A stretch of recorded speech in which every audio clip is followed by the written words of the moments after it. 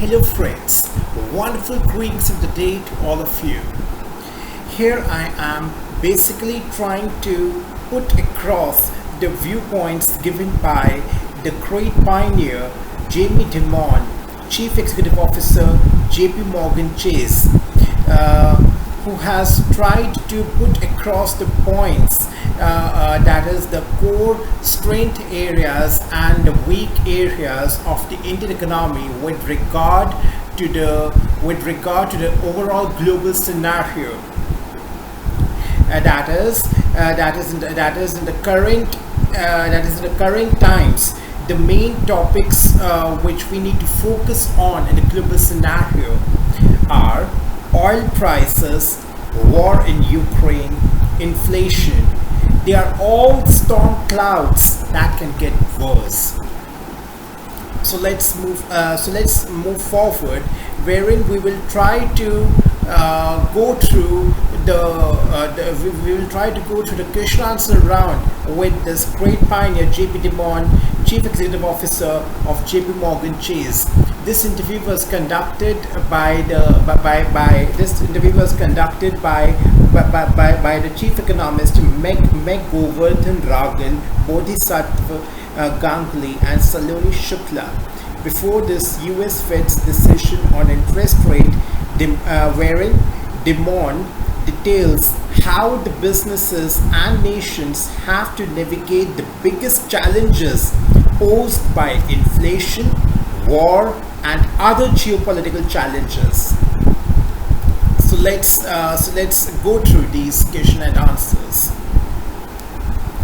JP Morgan Chase Jamie Dimon is the only CEO of a big Wall Street firm who has steered an institution through the global financial crisis, taper, tantrum, and COVID, and now a quantitative tightening cycle. So, here we begin with the interview.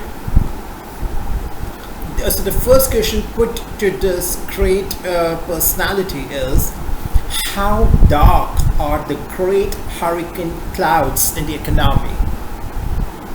To which he answers, the storm clouds are here.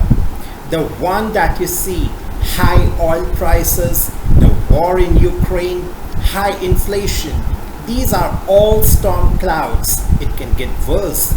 I don't think any one of us knows how bad it is going to get, because some of those things can really get worse very easily.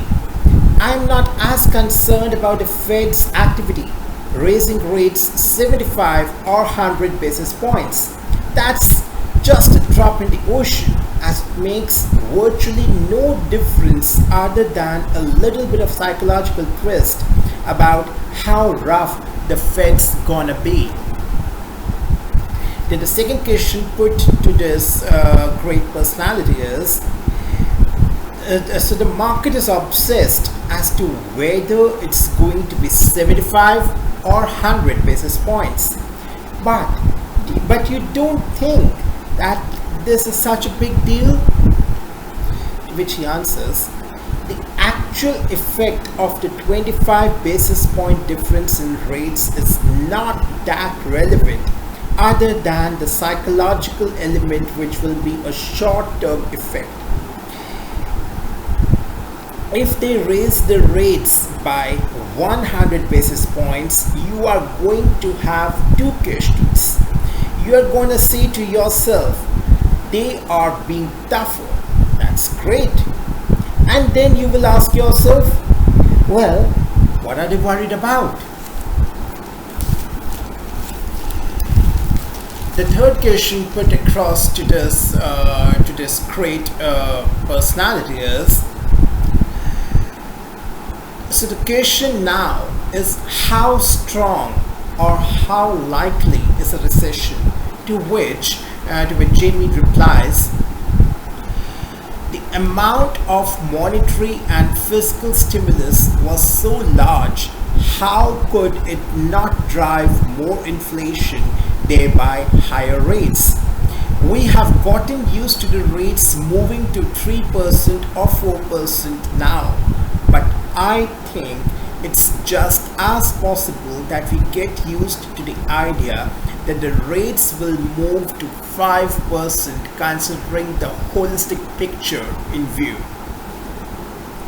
I think it will be more difficult for the market to absorb because I think it had a 3.5% rate in their mind rather than 4.25% or 4.5%. Because the fiscal stimulus is still being spent, inflation may go down a bit, but the prices like rental prices in most cities and the CPI equivalent or wages are not going to go down, and therefore I assume that the Fed may have to go up a little bit more, and then their curve will reset up a little bit. Then the fourth question put across to him is, you warned about an impending economic hurricane.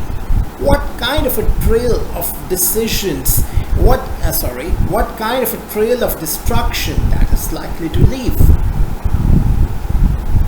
That is, what will be the overall devastating impact of that economic hurricane? That is the three main issues which we had discussed: inflation, rising oil prices, and the geopolitical crisis because of the Russia-Ukraine war. To which he replies, there are serious threats, that is the serious storm clouds up ahead, but we don't know whether it will be a modest storm that dissipates or a more serious hurricane. Some think it could be a bad recession because war itself is unpredictable. Oil and natural gas energy and food are precarious. Oil and natural energy and food are precarious. Inflation is higher.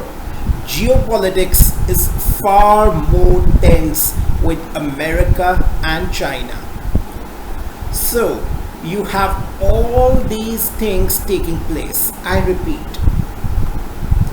there are serious storm clouds up ahead, but we don't know whether it will be a modest storm that dissipates or a more serious hurricane. Some think it could be a bad recession because war itself is unpredictable. Oil and natural energy and food are precarious. Inflation is higher and geopolitics is far more tense with America and China. So you have all these things taking place, creating this turbulence that might make the things worse. You can look at any war, most of them have unpredictable outcomes. They can cause much more problems for humanity than for the markets.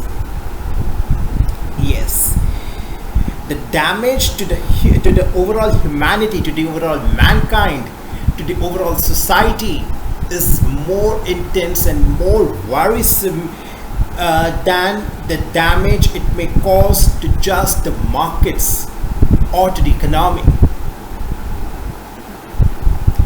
I'm not really worried about the market. That's what he says, which is quite relevant and quite practical.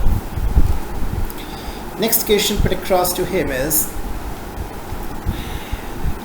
so the whole generation of central bankers haven't seen this kind of price pressures. The one that is recalled is Paul Volcker's times. So how do you expect the central bankers to react?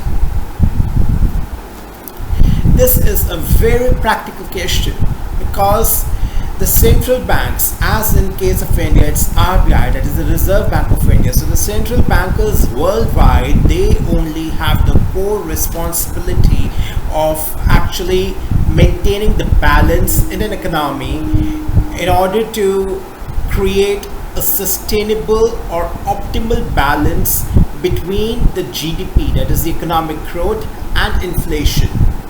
So in order to bring this balance in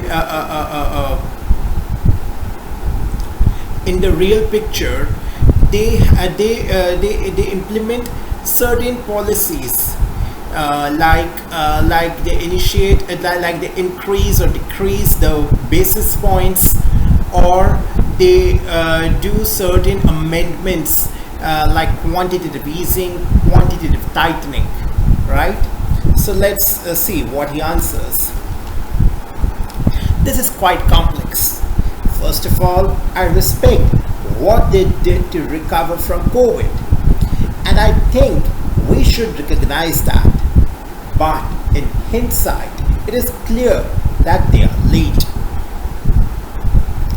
And that probably means they are going to raise the rates more later than they might have done earlier. The other thing is, we never had the fiscal stimulus like this. We have never had quantitative easing like this. So the Fed is acting literally in uncharted waters. There has never been global quantitative tightening. Think of the alternative.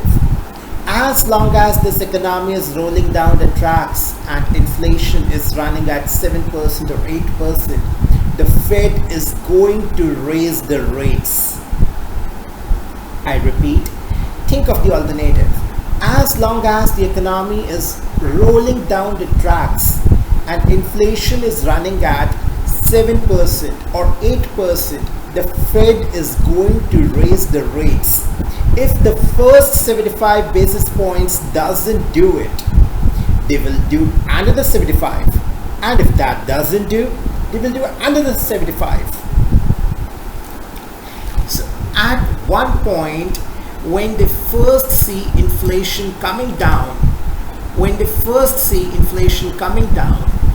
they may take a pause or do a small rate increase.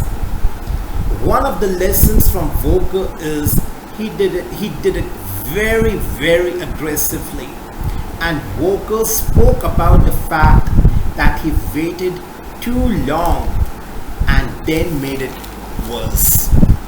So what do we learn from this? Timely action is very, very important, especially in the uncertain times. This is for the overall welfare. Next question put across to Jamie is, the US and the US Fed and the ECB are on the same path, whereas the Bank of Japan hasn't moved yet. What does this mean for the financial markets? This was part of my storm clouds too. What we know is that it will lead hugely volatile markets. This was part of my storm clouds too. What we know is that it will lead to hugely volatile markets. That's an absolute given. That's a given because every day you wake up, you get to be asking the same questions. You are using that day's data to determine it's good, it's bad, it's wrong, it's too high, it's too low, and that's going to cause the episodes like this.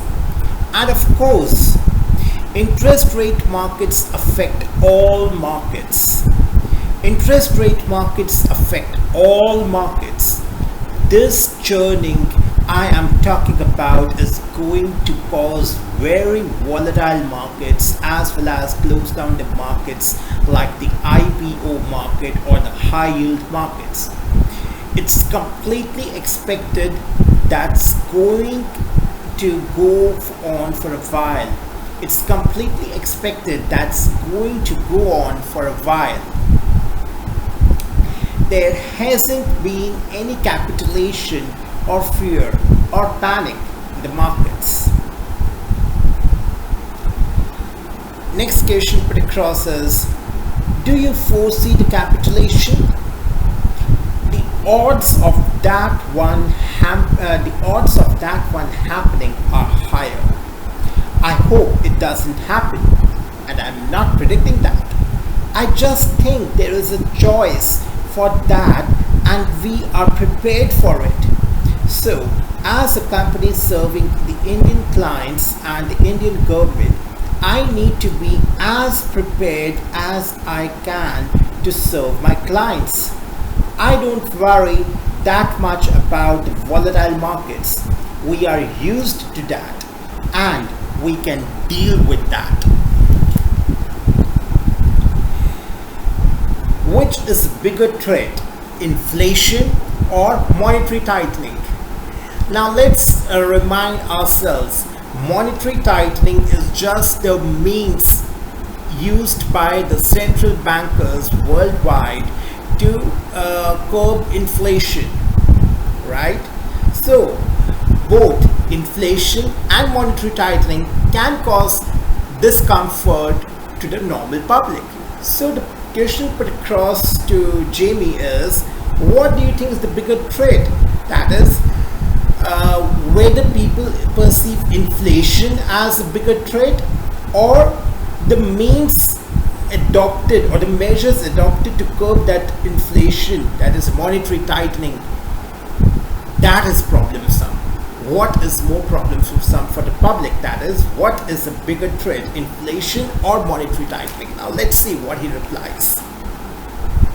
He says, I think they are equal threats, but one you are used to and one you are not. I don't know what the full ramifications of quantitative tightening is, and I think in hindsight they would be writing books about quantitative easing for 50 years, and I think people would realize at one point that the negative rates were a bad idea. But I may be wrong. I don't know. Let the history books write that. But I think there is a third one which is far more important, and that's the war in Ukraine. I mean, it's a humanitarian crisis. It's the nuclear blackmail. People are talking about the potential starvation. The winter hasn't happened yet. Oil supplies are precarious by their nature. I put that as a much higher risk to the mankind than the bad markets. That's the main point we need to focus on, because what impact the war is having on the overall humanity or the overall mankind, that intensity is much, much, much greater than the loss this war can create on the economic figures or the statistical figures of the economic development, or the statistical figures of the market. The humanitarian loss is the biggest loss, and it's the call of the time for both nations, Russia and Ukraine, to realize this. Because, for instance, as mentioned here, it's also nuclear blackmail, because the weapons being used in the war are mainly nuclear in nature, and Russia, we know, is one of the superpower countries of the world. And if these nuclear weapons are used in a large scale, what impact can it have on the entire globe? We are still seeing the traces of the war that happened in Japan, that is Hiroshima and Nagasaki. Generations and generations have been suffering because of that nuclear war. And if we do the comparative analysis of that time and today's time, the technology has got upgraded to a very great extent. I'm talking about the nuclear technology specifically. So if those nuclear weapons are brought into action, are brought into real practicality, what impact will it have on the loss of the humanitarian evolution? I can't imagine it. One really can't imagine it. So the point put across by Jamie Dimon, that is, oil supplies precarious by their nature, and I put that as a much higher risk to the mankind than just the bad markets. Next question put across to Jamie Dimon is, how much of a concern is the China-Taiwan conflict? We know that these are the turbulent times, be it oil prices, war in Ukraine, inflation. These three things have basically disturbed the overall geopolitical situation of the entire globe, wherein the superpowers are getting involved, be it the enmity between China and USA, between Russia and Ukraine. These are very turbulent times. The sooner we cope up with them, the better it will be for the overall humanity. Right? So our overall motives, our overall vision of going green, of the transformation in the world, of the transformation in the energy sector to go green from all aspects, be it actually electricity, be it the fuel industry that is exploring various non-fossil fuel energy alternatives. So now we have to attain the sustainable development goals, those 17 SDGs, sustainable development goals, in view of the current scenario of the global arena, wherein we are going through the turbulent times actually. So now it's now or never, right? And this is really the call of time now, and the most important element which needs to be triggered is the basic sense of humanity, the basic sense of wisdom, the basic sense of self-realization, the basic sense to realize the importance of the current time.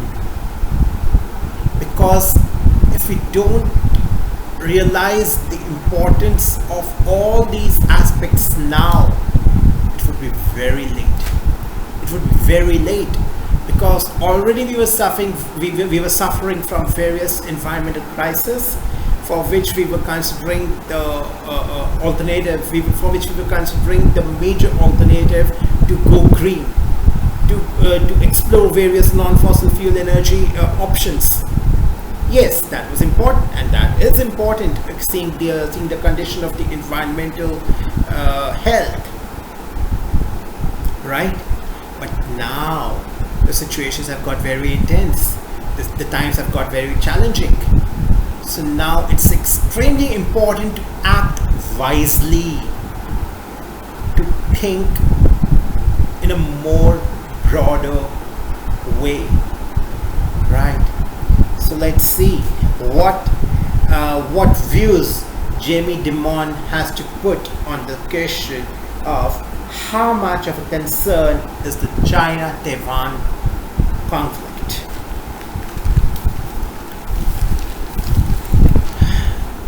Jamie Dimon answers, it's basically a black swan event.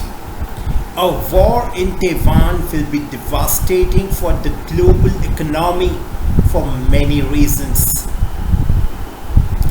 I think the globe has realized the war in Ukraine, that national security is paramount. Yes, national security is very, very crucial for one, not only to protect one's borders, not only to protect one's economy from going down, but in order to protect the humanity from the, if we take the holistic picture, it's very, very important to actually secure the national security.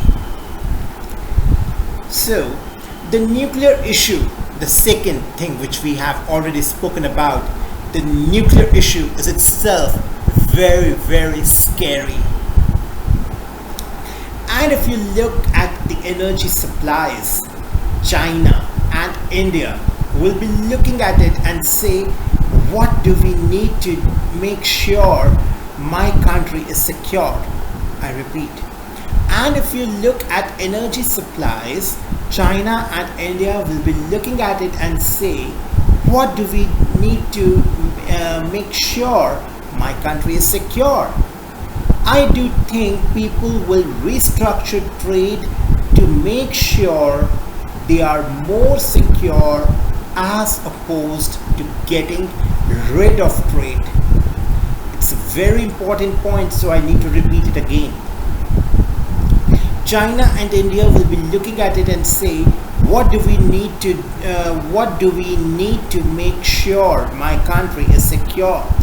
I do think people will restructure the trade to make sure they are more secure as opposed to getting rid of the trade. Obviously, quitting is the easiest option one can choose, but to modify one's existing pattern of trade, that will require effort, and that is the real solution. So, restructuring of trade will be the most viable solution in the present times. I think some of this around the world is good for India, because as people diversify the supply chains, India should pick up some of that manufacturing. The most important point, we know Indian economy is basically flourishing in two sectors, that is the primary sector and the tertiary sector, that is the agricultural sector and the services sector. So the main area of secondary sector, the secondary sector of our economy, that is the segment of manufacturing that needs to be explored.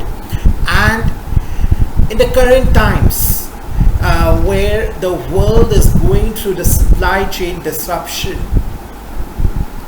wherein the conflicts are arising between various nations, we have this opportunity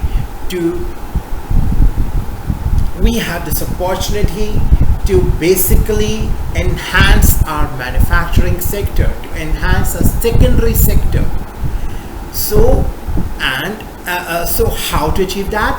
For this, our government is basically focusing and they are encouraging Atmanirbharta, that is self-reliance.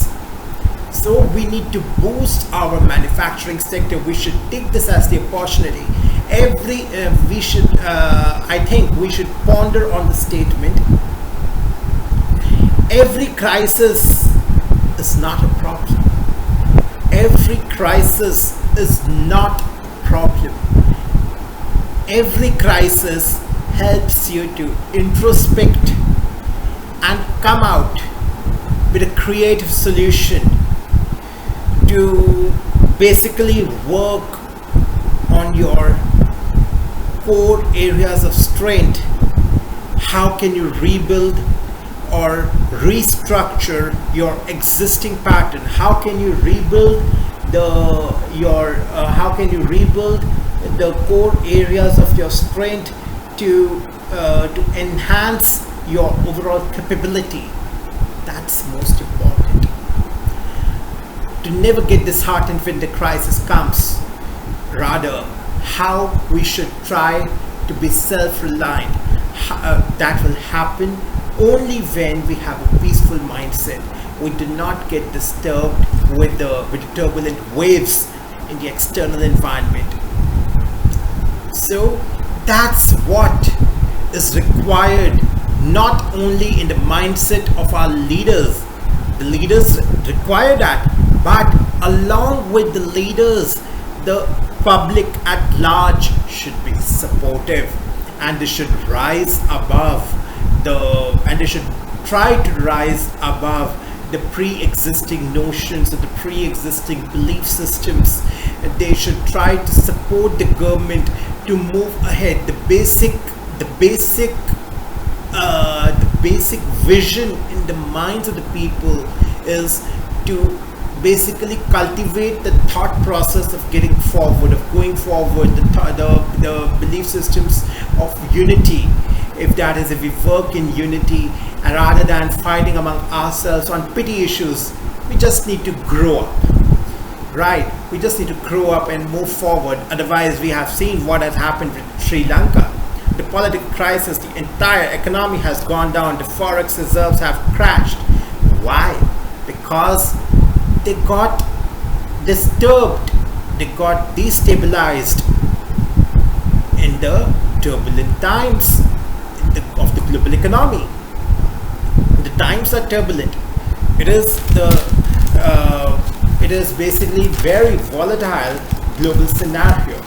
But in order to prevent our own ship to get synced inside, in order to prevent this from happening, we need to be stable. We should know how to steer our ship in an effective manner so that we can cross the tide with a lot of courage and with victory. So that's the need of the hour. So what is so let's read the reply of this great personality, of the question put to him, that is, how much of a concern is the China-Taiwan conflict? To which he answers, it's basically a black swan event. A war in Taiwan will be devastating for the global economy for many reasons. I think the globe has realized after the war in Ukraine that national security is paramount. The nuclear issue is itself very scary. And if you look at the energy supplies, China and India will be looking at it and say, what do we need to make sure my country is secure? I do think people will restructure the trade to make sure they are more secure as opposed to getting rid of the trade. Very true. We have basically illustrated this particular statement with a very broad mindset that quitting is easy, but to restructure your overall thought process, your overall working strategy is the need of the hour, and that will help you to basically help you to emerge as the leader. And leader is the one who deals with every situation in the best possible manner, and this can happen only when you think out of the box, that is with the unique mindset. Yeah. So China and India will be looking at it and say, what do we need to make sure my country is secure? I do think people will restructure trade to make sure they are getting more secure as opposed to getting rid of trade. I think some of this around the world is good for India, because as people diversify the supply chains, India should pick up some of that manufacturing. And that's, see, This statement is basically by Jamie Dimon, Chief Executive Officer, JP Morgan Chase. And why I am re-emphasizing this again? Because that's what our PM Narendra Modi is emphasizing upon, on the principle of Atmanirbharta, to make a country self-reliant. And he is stressing on this point not only after this not only after this global disruption has emerged. He has been stressing on this point far before. From long back, he has, from many years since he has gained the seat of the PM, being a very responsible leader. He has been basically stressing on this point of Atmanirbharta, of self-reliance, to basically boost the domestic sector. So, visionary leader is the one who can basically foresee the external environment, who can basically foresee the upcoming threats or opportunities in the external environment. And that can only happen if one has the proactive mindset, not the reactive mindset, the proactive mindset. All of us might have heard of stories in our childhood that basically there are three types of human beings, or three types of students. That is, or we might have heard of the story of those fishes in a pond who tried, one who has the proactive strategy of how to prevent oneself to getting caught from the net of the from the net of that fisherman. One with a proactive strategy gets saved, and one who decides on that very moment, that fish can also get saved. But the third category is where who leaves everything upon destiny and on the fate, and obviously we know what the fate of that fish will be. So our leaders have basically taught us, our current leaders have basically taught us to be proactive, and that's what he has been stressing on since the beginning. Not only when the crisis, not only when we got hit by this global upheaval. So, being the responsible citizens, we need to support the noble initiatives being adopted by our visionary leaders. We are their right hands. We are their hands and legs. Without us, they can't function. Without our support, they can't function. On the other hand, see, we can also visualize this at basically like this. We might have studied the concept of upstream and downstream. In case of upstream, when the tides arise, when we try to move, when we have to move with the flow of the tides, that is upstream. Wherein that is downstream. That is downstream. That is, we don't need to apply any. We don't need to apply our minds. We just have to move with the flow. Correct. This is downstream. Second is upstream. We know what's the flow, but we have to go against the tide. So there we need to apply a lot of energy, a lot of effort. So if the external environment is very smooth, we can go downstream. When it is very smooth, when the overall external circumstances are quite favorable, we can go like this. But we can afford to go like this at that time. But when the external circumstances are very turbulent, it is global upheaval, The one who has the courage to go upstream, then the person adopting that approach would be successful. And this will require a lot of effort. A lot of effort will be required because the waves are coming with a lot of pressure, with very high pressure they are coming. So we need to resist them with a great force. So our leaders are basically adopting that approach of upstream. So how will they gather strength to go upwards? How can the overall acceleration of going upwards get enhanced? Only with the support of us countrymen, of us local people. We need to have trust in them, and that will require our capacity to think beyond the horizon. Sometimes when we are sailing on the boat, we are not aware whether we are going right, whether we are going in a right direction or wrong direction. But how can we judge we are going in a right direction or wrong direction? We need to see the spectators. The spectators outside are the observers who are basically seeing us in a detached manner. When they are commenting, the entire world is commenting that our leaders are adopting a very different, unique approach. That is the need of the hour, so we should support our leaders. So that's the criteria.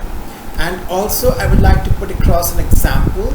In case of COVID crisis, it was being speculated that before the second wave hit India, it was being speculated that if India gets hit by the COVID wave, it won't be able to survive since it is a developing economy.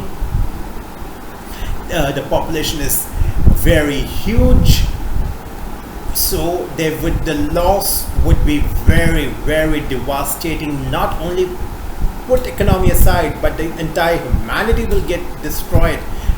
When people saw it happening in the first wave in major parts of the globe, so they were speculating that if the wave of this COVID hits India in the near future, India won't be able to survive. But to everyone's surprise, India basically performed brilliantly, and that what happened with the proactive approach of our leaders.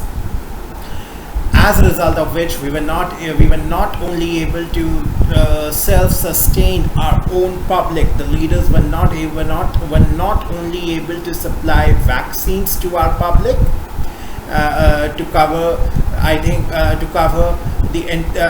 almost the entire population of India, but they were also able to supply to other parts of the world.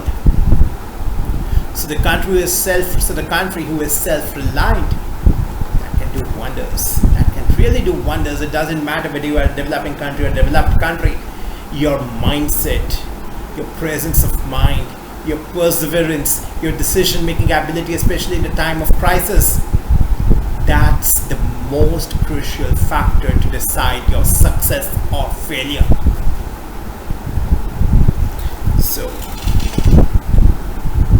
let's go ahead. So let's move forward.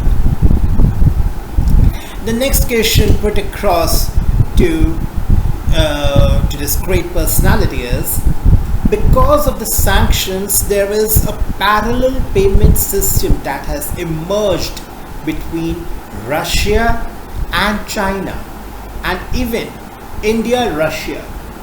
What does this mean for the US dollar dominated international systems? This is also a very crucial question, since we know that the international trade worldwide,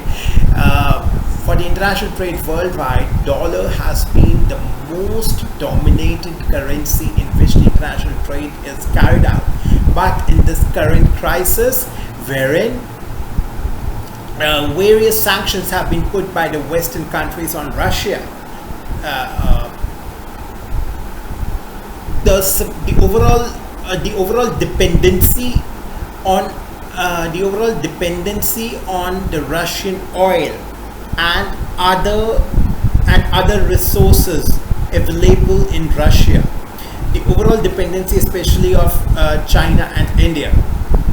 They have to do the trade, but the Western countries are not supporting it. They have put sanctions on Russia, so they can't do trade in terms of dollars. So that has affected the basic monopoly. The word monopoly is actually a little harsh, but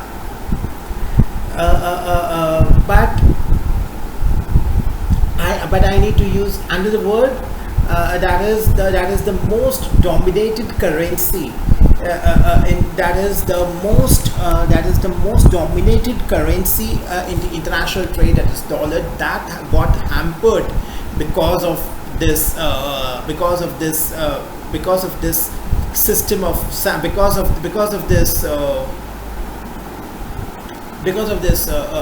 decision to put sanctions on Russia by the Western countries. So let's see what this great pioneer has to answer on that.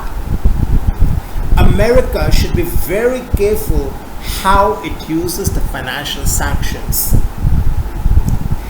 They should only be used for serious reasons and probably in conjunction with allies. I will put Russia in that category. I think if we overdo it, we are giving reasons not to trade with America or bank with America or leave your money in dollars. The reason the dollar is strong because there is a rule of law. You are free to do what you want with it. In the back of your mind, you are not worried about the rule of law in America or about the debasement of currency, because you know the central bank is trying to maintain the currency. The payment systems are a little different because people can find alternative ways to pay. In the SWIFT payment system, a lot of banks are hooked up into each other. We don't need the SWIFT payment system for certain things. So when America says, okay, you can't use SWIFT to pay the oil company, you might find a way to pay them. But if America says that if you pay the oil company, we are going to put restrictions, that's a much tougher thing. So what do we learn from his reply? We need to be very flexible in approach. If we are putting a rule, forward, especially in the international market, we need to strategize it in a very effective manner for its long-term benefit and for its actual feasibility and viability in the real practical scenario, especially in these turbulent times worldwide. So let's listen to his reply once again. America should be very careful how it uses the financial sanctions. They should only be used for serious reasons and probably in conjunction with allies. I will put Russia in that category.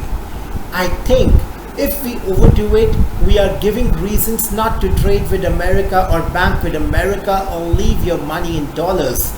The reason the dollar is strong is because there is a rule of law. You are free to do what you want with it in the back of your mind.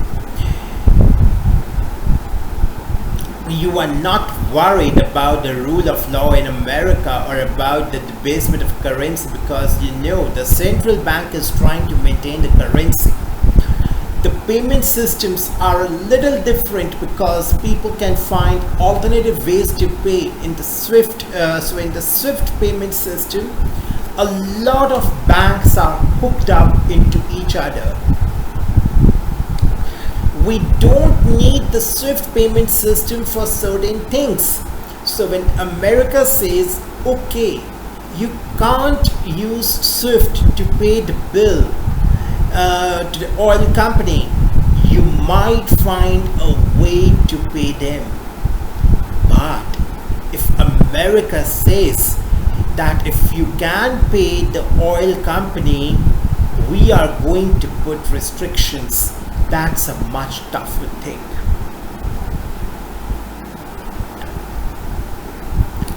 The next question put to him is, India has been an outperformer. How do you view it in the global context? To which he replies, India should strive to be the fastest growing economy on the planet for the next decade. Anything shorter than that target is not high enough. I repeat, it needs to be repeated. India should strive to be the fastest growing economy on the planet for the next decade. Anything shorter than that target is not high enough. And the question that you should always ask is, what are we doing to get there? That is, whether there is any mismatch between our real ambition, our real goals, and our current efforts to achieve that target which we have set for ourselves. So that's what he emphasizes on. And the question that you should always ask is, what are we doing to get there? For which we have already discussed what's our moral responsibility. If these great personalities worldwide are having such a high expectation for India, which is just a developing country, if they are having such huge expectations, obviously they are seeing something extraordinary in the overall policy making, in the overall long-term vision, in the overall way of strategizing our planning and bringing those plans into actions. Obviously they are seeing something different in the political strategies of our country. Not only the political strategies, the holistic strategies of working, and that too in the current times of turbulence in the global economy. So our moral responsibility is just to be broad-minded, visionary, and just rise up of pity issues. Yes, I have to use the word pity issues. We have to just rise up the pity issues, realize the need of the hour. For this, first of all, we need to cultivate the main spirit of patriotism, unity. Then only we can we can attain the real tranquility, the real victory. That's the eternal glory of success, and that's how we can glorify the overall aspects of our homeland, our country, our society as a whole. And I would like to say, not only for our country, but for the entire humanity, because entire humanity is interconnected. All the elements of the nature are interconnected. There should be a sense of belongingness, a sense of victory. So that's the need of the hour. That's the moral responsibility we should try to cultivate and basically we should try to modify our overall thinking process, and then automatically our actions would correspond to our thought process. So that's the need of the hour. And that's what such a great leader from outside is observing. Not only this great leader, but all the other leaders, as all of us are aware. All of us are reading the newspapers. All of us are aware of all the updates that we are being highlighted in the global economy, because our strategies are basically because the strategies on which we as a nation are working, that is being found as a very appealing to the spectators, to the great personalities, to the great tycoons, business tycoons, to the great political leaders. They are basically appreciating our efforts. So obviously we should act maturely. So that's what it says. A question that you should always ask is, what are we doing to get there? We deserve it. Why are we not there? That's the real crux.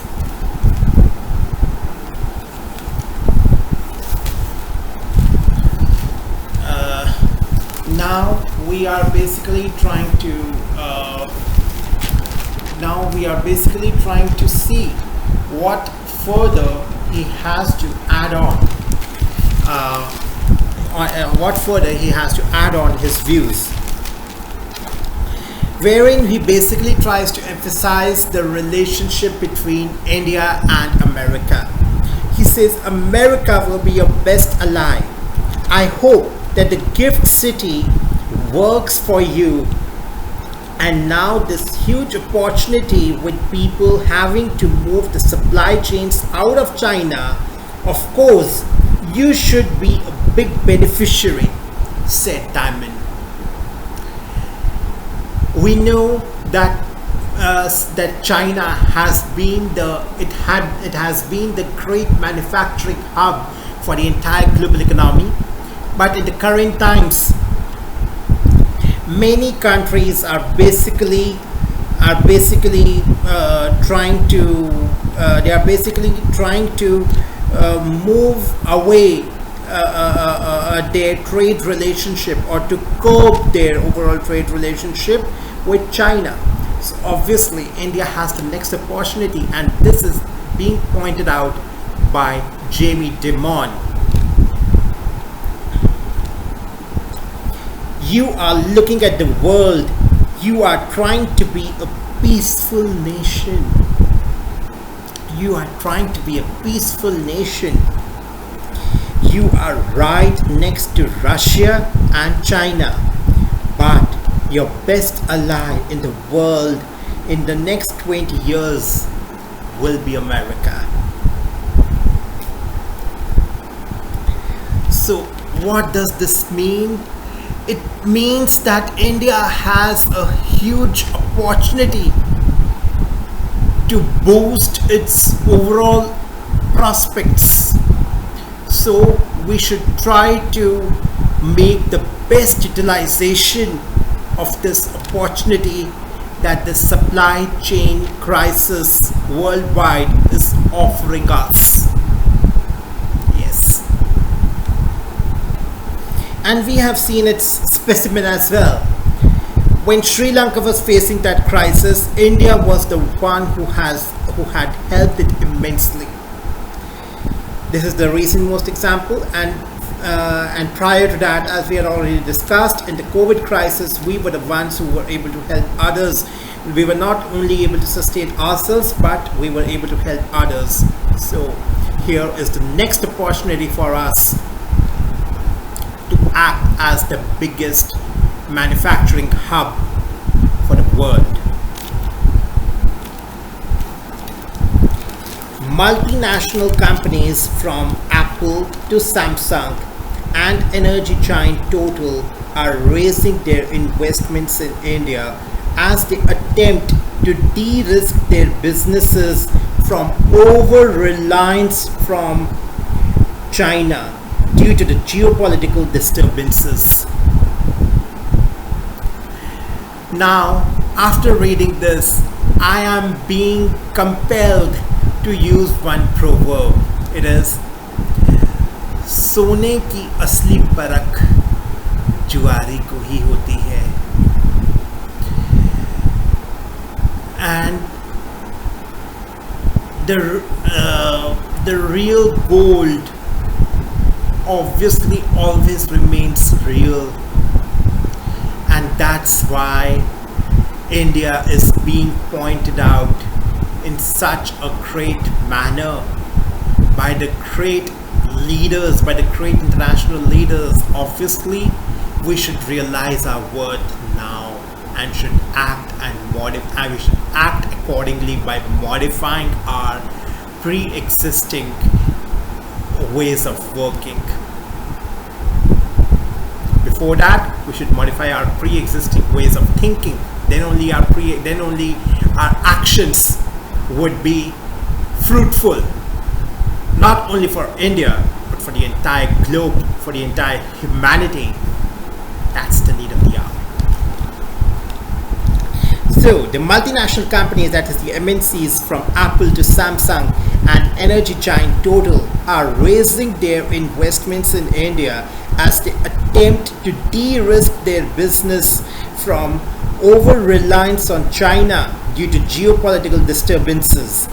The Indian government has also been rolling out the red carpet with incentives under the Production Linked Incentive Scheme, that is the PLI scheme. Diamond, the longest serving Wall Street Bank CEO. He is the longest serving Wall Street Bank CEO, and he is seeing something different in us. So we should realize our own worth. We should realize the importance of the actions being implemented, of the strategies being formulated by our leaders. We should realize our true worth now.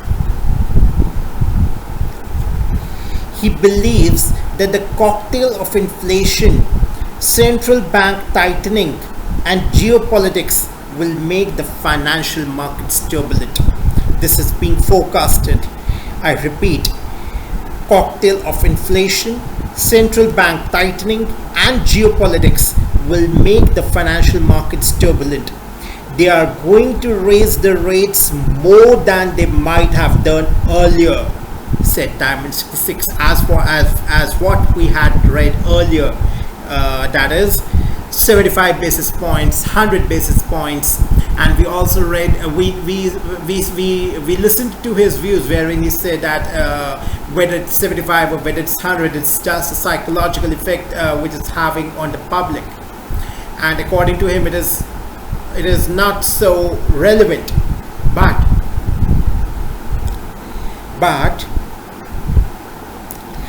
if inflation is there, it's the moral responsibility of the central bank to raise the rates, right? So obviously, if we act proactively, if we act on the basis of out-of-box thinking, if we act proactively and hence make best utilization of the opportunities, we can even convert the threats into opportunities by the main trait of presence of mind and perseverance, then obviously this measure won't have then obviously the central banks would not be compelled to take this measure of increasing the rates. So that's what he is putting across. They are going to raise the rates more than they might have done earlier, said Diamond 66. We have gotten used to the rates moving to 3% or 4%, but now I think it's just as possible that we get used to the idea that the rates will move to 5%. I think it will be more difficult for the market to absorb, because I think it had a 3.5% rate in their mind rather than 4.25% or 4.5%. That's what he had stated earlier as well. Now, we are going to see his final remarks, wherein we will try to summarize the overall viewpoints put across by this great leader on the main role of the Indian economy to act proactively and to be declared as a winner, or to be declared as the proactive thinker and the best performer, wherein we can outperform other economies, which we have already been doing. Now, to continue this pace forward and to continue this trend forward, what all views he has to share to actually continue this work, because the times ahead would be more and more and more challenging, because as put across the point, the war is really very unpredictable. So what he has to say: India should strive to grow at fastest pace for the next decade. He says geopolitical events a greater worry for the markets than higher than anticipated US Fed hikes. India has built an viable digital infrastructure that will help it achieve distinction of being the fastest growing economy in the world for the next 10 years. That is, he is trying to put across our various areas of strength on which we can really capitalize and enhance our overall productivity, and which will really help us to be declared as the winner, and not to just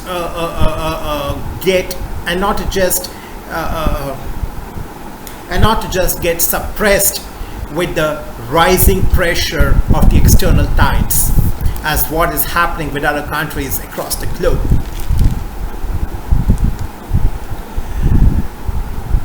And especially why we need to work on this very hard, or with full focused mind, because of the fact that we are still a developing economy, wherein major chunk of the population is still dependent on the primary sector, to some extent on the tertiary sector. The rate of literacy is not so high. If we see the holistic analysis, the per capita income is not so good. If we see these core areas, we have to continue our pace to be declared as the winner, to actually maintain our overall stability. So we need to enhance our areas of core strength, wherein there is a huge opportunity for us to capitalize on. So let's have a look. He says India has built an viable digital infrastructure that will help it achieve the distinction of being the fastest growing economy in the world for the next 10 years. JP Morgan Chase CEO Jamie Dimon told Economic Times in an interview before the US Federal Reserve's rate hike decision. The springboard for this could be the rerouting of the global supply chain so that the economies are not as dependent on China, he said.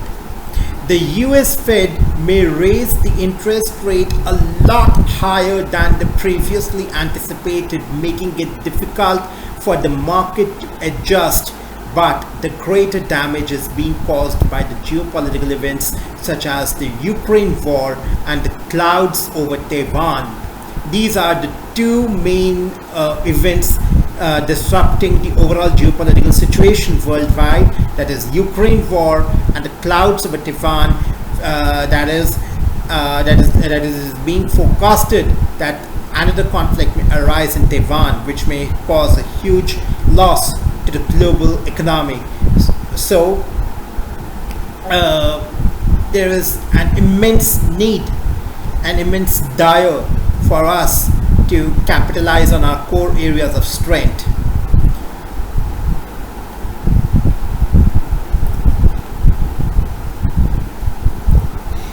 So the US Fed may raise interest rate a lot higher than the previously anticipated, making it difficult for the market to adjust.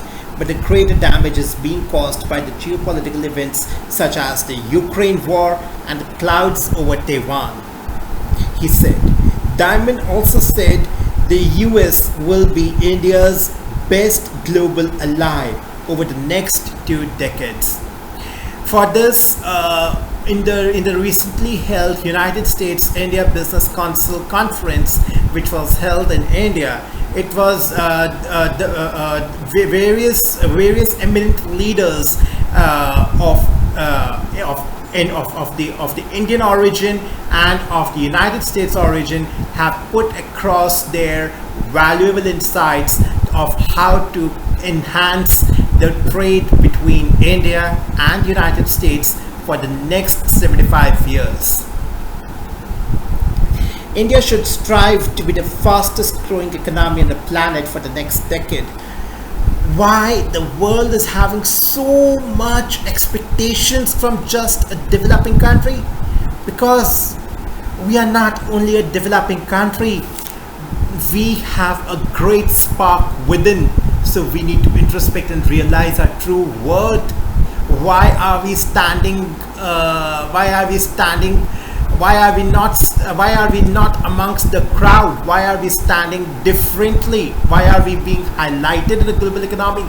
Because of our extraordinary policies, because of our extraordinary core areas of strength. So we just need to look within. We just need to be more proactive, as I am putting it again and again and again, because this is the need of the hour, and this is a very crucial time. If we lose this time, it won't come back. It won't come back. So we need to rise above the petty matters which we are seeing around us in our country. We don't need to put we don't need to waste our time and energy on those matters, because we have already seen what has happened to other economies like Sri Lanka and other countries around the globe, who are basically struggling to just continue their existence. So this is an alarming signal for us to basically protect our roots from getting uprooted. We need to strengthen our base. We need to strengthen our base and not let it get uprooted. So the whole onus lies on us, on each of us. Then only our leaders would be able to fructify their noble efforts. That's what the global leaders are urging to us. So India should strive to be the fastest growing economy on the planet for the next decade, said Diamond. Anything shorter than that target is not high enough. And a question that you should always ask is, what are we doing to get there? India has done some brilliant things over the last 10 years. The biometric identification to do the transfer payments with the banks. So we need to be proud of our extraordinary achievements and how those achievements are helping us, of helping our homeland, our home country, our mother country to get highlighted in the global economy. Because actually speaking, it was not expected for us to actually capitalize on those technologies so fast, but we have done that. So we should keep on continuing this legacy going forward, because now is the real testing phase. Now is the real crucial time, because it's now or never. The shifting of the global supply chain that's solely dependent on China,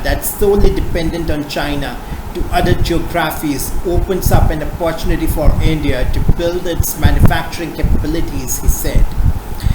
The lightly regulated Gujarat International Finance Tech City, that is the GIFT City, based in Gandhinagar, should enable a quicker takeoff, he said.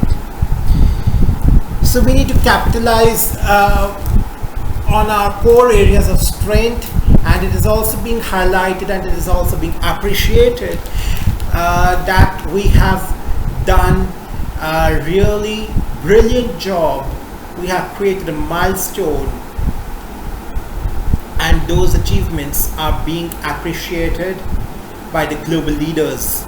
So we should keep on working hard and making the best use of our core areas of strength to make the best available usage of the available opportunities, of the upcoming opportunities, though the times ahead are really posing or will be going to pose the threats. That is, they are going to pose more threats and less opportunities, but one who has the open mind, broad mind, proactive approach, they have the tendency to convert those threats into opportunities. That's what the global leaders are trying to focus our approach on. So let's modify our overall thinking process, and subsequently our actions would need to be more mature, more beneficial, more sustainable, more practical. That's the real testing phase for us, and we will obviously create wonders and create a glorious record. So let's unite and help our country, help our own motherland to be declared victorious, and it will be for overall welfare of the mankind across the globe. So final remarks, that is the main points which have been highlighted. Let's summarize and close today's session. So here are the main highlights. India has done some brilliant things over the last 10 years. The biometric identification to do transfer payments with the banks is one of those. And what's the next point highlighted by this great pioneer, Jamie Dimon, CEO, JP Morgan Chase, is I hope that GIFT City, that is Gujarat International Finance Tech City, works for you. And now this huge opportunity with people having to move the supply chains out of China, of course you should be big beneficiary. And yes, we will be a big beneficiary. We need to promise this with ourselves. We need to act more maturely with a far-sighted approach and rise up, grow up, and not pay any heed to the petty issues. That's what the responsibility of the civilized citizen, of a morally responsible citizen is. So, Jai Hind.